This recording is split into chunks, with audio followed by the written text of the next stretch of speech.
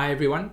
I'm so often reminded of Abraham, the father of faith. Jesus referred, in fact, to him being the father of faith. And yet Abraham's life was, well, not exactly perfect. If you read about him, you'll see that there were many mistakes, many things he did that were not good and not right.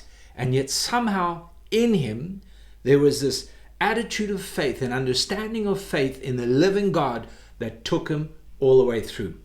In fact, in Hebrews chapter 11, it speaks of Abram and says he waited for the city which has foundations, whose builder and maker is God.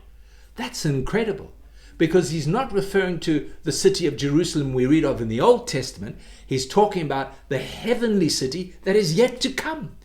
So this man of faith was seeing so far in the future, and his heart and his eyes were fixed on God, who was going to bring all of this to pass in spite of his weaknesses.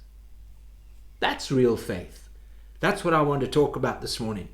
Faith that sees the end result and accepts what God wants to do and needs to do in our hearts and in our lives along the way. Because God will use every situation. You may fall today. You may make a wrong choice, a wrong decision today. You may be facing the consequence today of something that happened yesterday or last year or last month or whatever. But faith in your heart will take you through. Faith will keep you in the hands of God. Faith is that attitude which we're trusting in God to work in our lives and to perfect our lives on the way, because we are all work in progress. That is good news.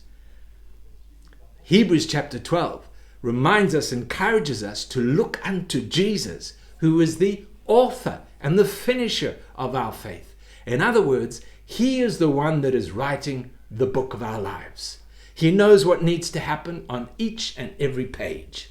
He knows how the introduction is. He knows what will happen in chapter 1, chapter 2, all the way to the end, and you'll know the conclusion.